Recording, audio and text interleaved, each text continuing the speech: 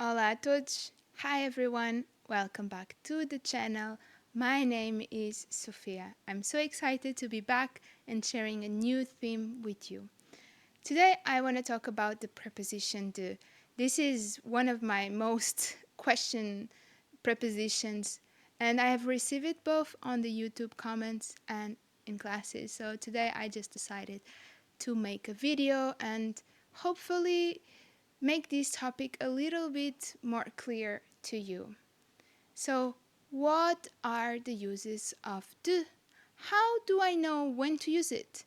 It's one of those prepositions that we see it everywhere in Portuguese, and for a lot of students, they get completely clueless when to use it and when to not use it. So, let's dive in and let's get started. Here, some key ideas that unlock the preposition de.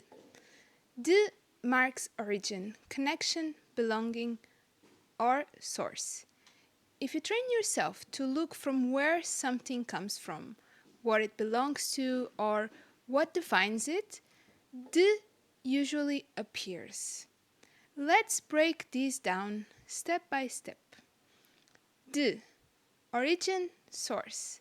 The most intuitive physical origin. For example, sou de Lisboa. Venho de casa agora. O comboio vem do Porto. The second is possession or belonging. This is the classic of meaning, but doesn't translate literally. Think about connection. For example, o livro do professor, a casa da Sofia, o nome da rua. Portuguese prefers structures of belonging rather than apostrophes like in English. Ask yourself, who does this belong to? The third one is as material content composition.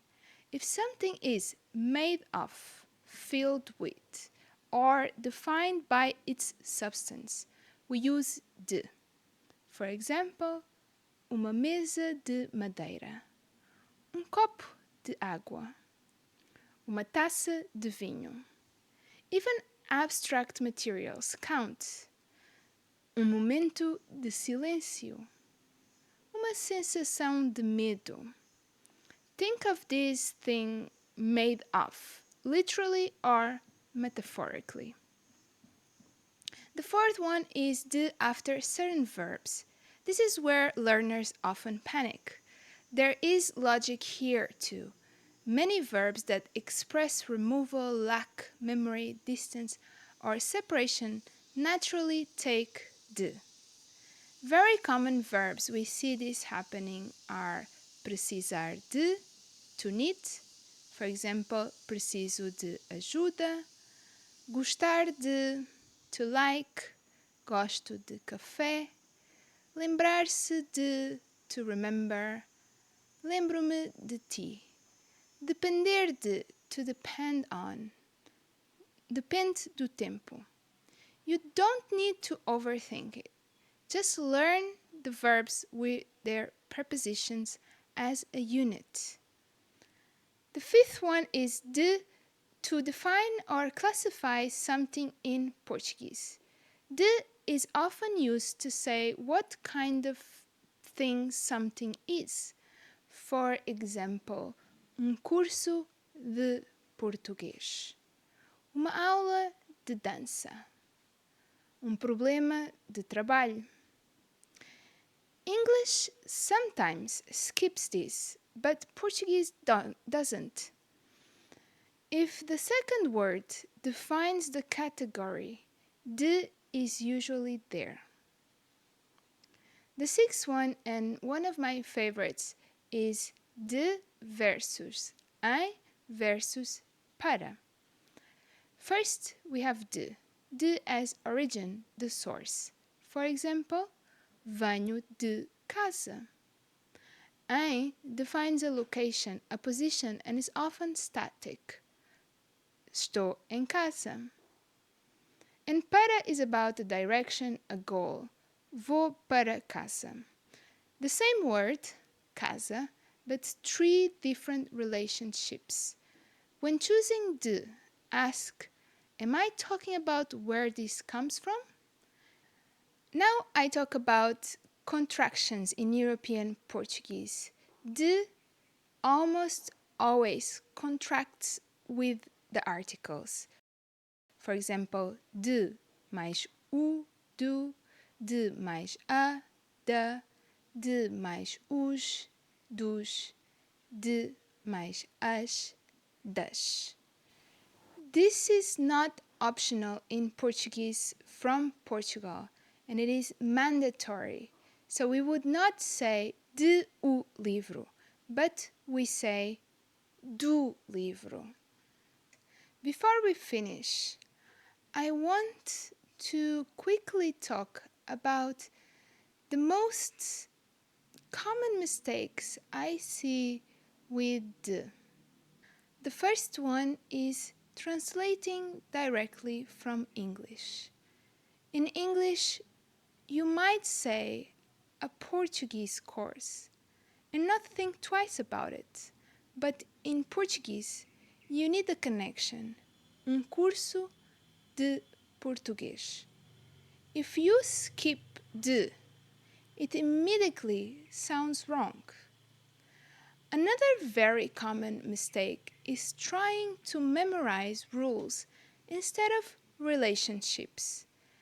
This is not to say that for some things it doesn't work, but specifically with the preposition de, this attempt to simplify leads to confusion and more mistakes. People often ask me things like, is de used after this noun? Is de required here or not?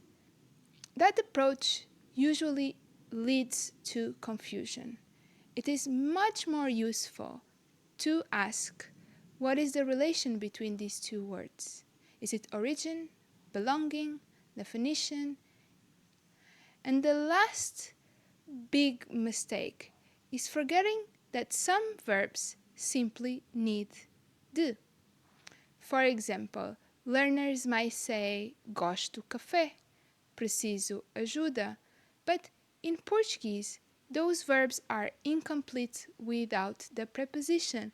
And once again, we cannot translate them to English. We just need to learn that the verb needs to be with the preposition. For example, gosto de café, preciso de ajuda.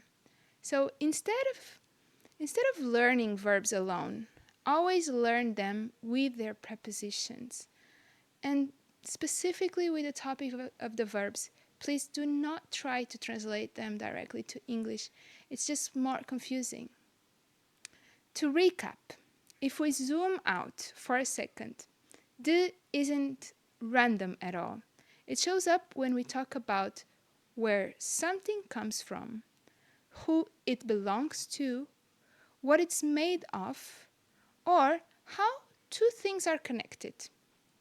So, de is used when we talk about origin or source, possession or belonging, material or content, verb relationships, like these verbs we need to learn with a preposition as units, gostar de, precisar de, and definition or classification. It is not random, it's relational. If de has always felt confusing, know that it's normal. But once you change how you think about it, it becomes much clearer. There is no shortcut for this. And it's really about sitting with the rules and learning how are the connections and the relationships rather than trying to oversimplify to direct translations to your own language. If you like this and you want structured explanations like this, real examples, and guided practices in European Portuguese, you can check my courses and classes in my website, which you find the link in the description box below with learnportuguesewithsofia.com. If this video helped, like, subscribe, and let me know in the comments which preposition you want next. Like always, know that your feedback is super valuable. I love your ideas. Grammar, culture, just comment them in the box below, in the comment box below. I'm very grateful to receive them, and just jump onto these topics and talk about them. I hope this helps. Obrigada, and see you soon. Até já.